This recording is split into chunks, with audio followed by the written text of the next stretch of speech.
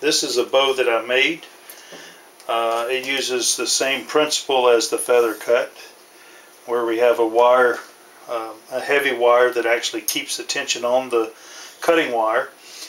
And I have clothespins that I actually cut a slot in using a cross-cut saw, and then drilled a hole which is just oversized of the wire, so that I can grab a hold of this clothespin and have control of the wire, because the wire will be getting hot. Now if I were to take this clip and put it here, then the wire is going to get hot from here that way, because I want to make sure that I have good heat on my cut. I'm going to have the wire outside my clothespin, so therefore it will be hot in this area, so I don't want to touch it. Sometimes you might see me grab alligator clip. The alligator clip does get warm, but I'm able to hold it and make the cut. I do that on shortcuts. This will be a rather longer cut than what I normally do, so I'm using the big bow, and I'm going to cut this by hand. Now this has a taper in it, and it also has washout. Now the washout is cut within my template. So what happens is the center of the rib is here, and of course the center would be parallel, but because I have washout, I've raised up the trailing edge, so therefore the trailing edge, as the trailing edge goes across, as it gets toward the tip, it raises up. So therefore we have a negative degree of angle of attack at the tip, and at the root we have 0 degrees of angle of attack. Okay, this time I'm going to be free-handed from the back. I'm going to cut the trailing edge first. Normally you wouldn't do this, but I'm pretty adventurous today, so we are going to do it this way. So let's see how she goes.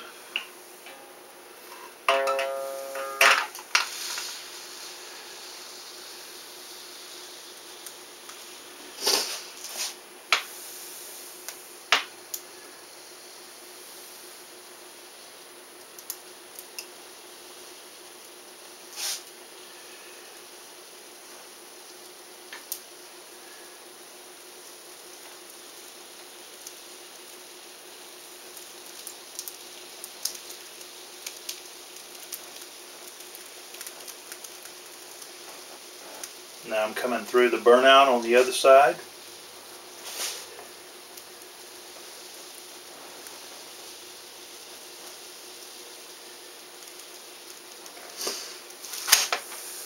Now we're through the burnout on the front.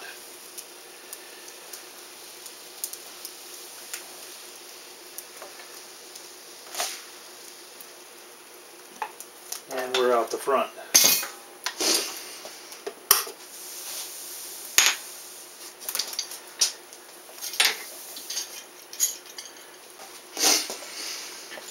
Okay, so you can see here I've got one little line. That was from the burnout, and that's fine. I'll take care of that with some sandpaper. And then the back side,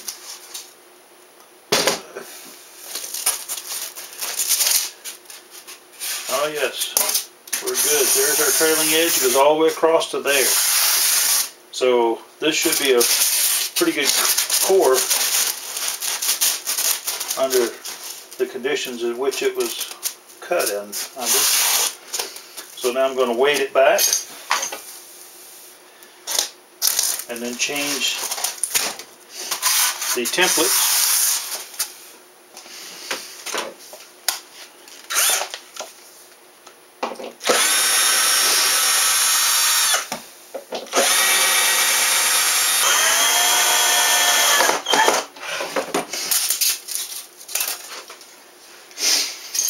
And now we'll get ready for the next cut, which again will be going from the trailing edge forward. And also again, it's not a normal procedure, but that's what I'm going to do on this one. Just checking, make sure my template is still, or the foam has not moved. and we're in good shape. Now, starting at the back again, and we're ready to cut. So here we go.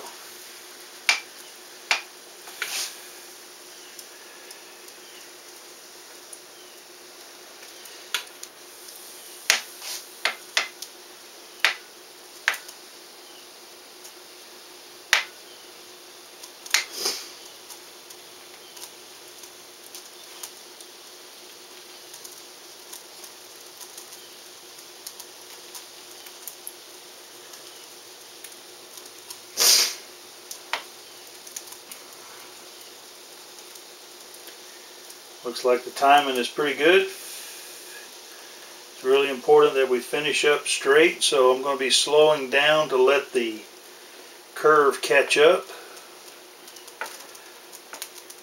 And we should come out the top here even. And we're about ready to exit out right now. And here it comes. Okay.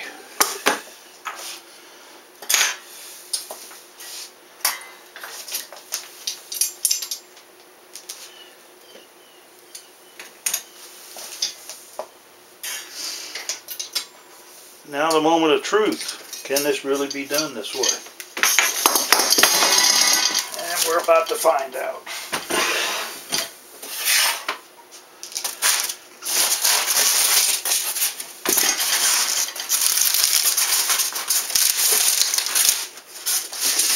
And the answer to the question is yes. An astounding yes. Okay.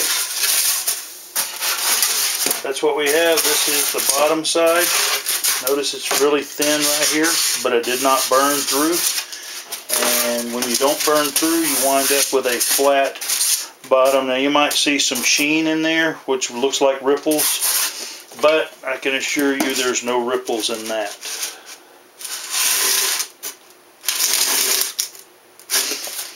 So this is pretty good, actually. Now, check the washout.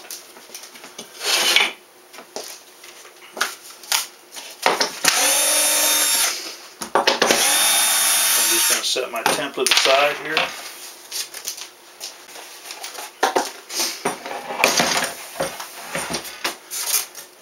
I'll lay this down.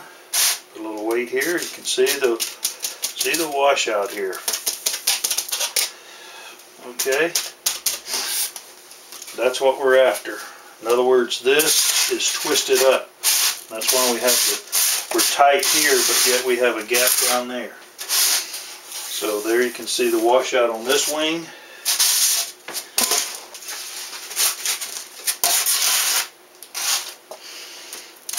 And then here you can see the washout on this wing. At this point I'm ready to go ahead and start putting the wing together. This is the MD-87 wing panels. This here is the center section, which you can see it's one piece from here to here. This will be where the fuselage is, and in this panel here, which goes from here to here, you can see it a little bit better on this side. This would be the opposite side, but it's from here to here. This panel, the center panel, and the other outer panel will be glued together, and then this panel, which is the outboard panel, will be plugged in on either side. So this section here will stay bolted to the fuselage, and I may go ahead and permanently affix it to the fuselage just to save some weight. But these panels here, this one and the one on the other side, which is kind of covered up at this point, those will be plugged in and be removable. I have a piece of tape on the bottom side, which is actually the top. We're looking at the bottom of this wing. The other thing that I've done is I've made sure that my leading edge is straight, and I've done that using this shelf board, and it runs from here down to tip. What I'm going to do now is go ahead and fill the gap here, and then once this one's dry, then I will shift my weight over and do the other side. Now I have this all weighted down, and this piece of steel right here is actually about 18 pounds, so there's a lot of weight on here. And of course I'm using the weight to hold my shelf board straight, because I had to disassemble this, slide it back so that I could put the piece of tape underneath, and that way the glue doesn't just run out the bottom. So the idea is to put just enough glue for it to come up to the top. Whatever does protrude up past, I will trim off after it's cured. So with that said, here's how I go about gluing this together. Now I'm just going to run a slight bead here, and of course it's going to run down the walls of this seam, and it'll actually fill the void here, so I'm not too concerned about the void.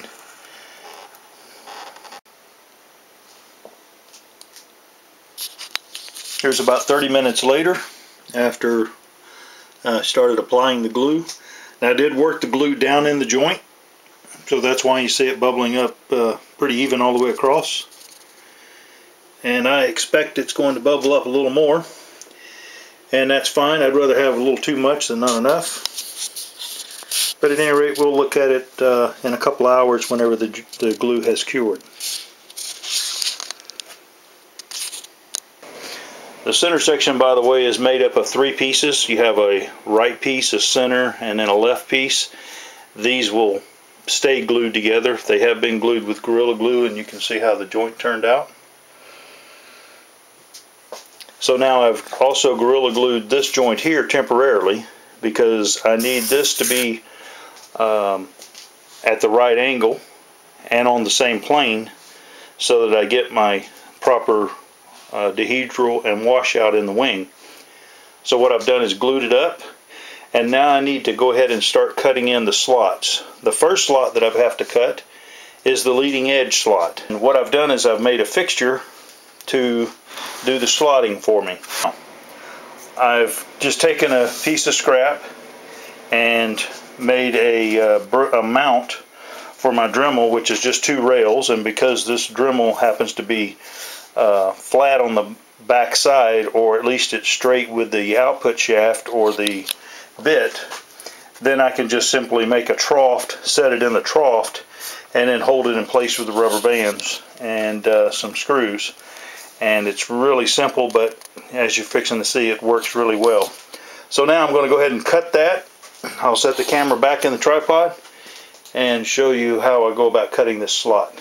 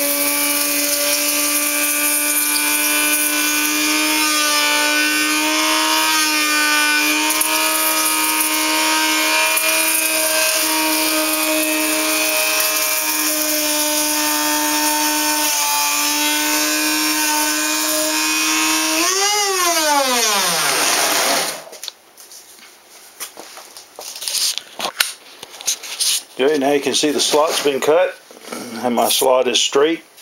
because I set my wing up so that the front of it was even with the face of this shelving board.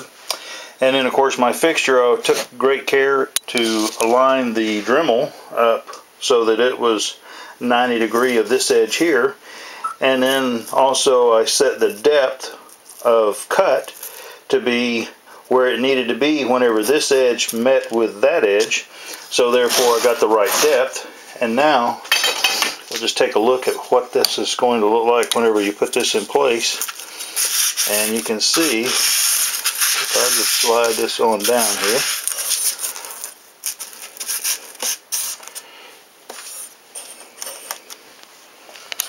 that is the leading edge in the pocket. Now here's a look at the rod, the leading edge, just put in the groove, and you can see I've already added the carbon fiber tube, and as well as put the taper on this piece. So this one here will need to have a taper on it that'll match that, and of course it'll have a miter cut here, and then I will groove this going across and then groove this going down the other side whenever I add the other panel on. But I'm going to be working one side at a time. So the leading edge slot now is cut, and now I will need to go ahead and cut the slot for the cardboard tube in the center, and then one more slot toward the back here for the trailing edge tube, which is a 6mm tube, and it'll have a aluminum sleeve in both sides. And then again, once this is all done, then this joint here will be cut, and a plywood rib will be glued on the ends on either side, and then of course this whole wing here will be sheeted with blue foam.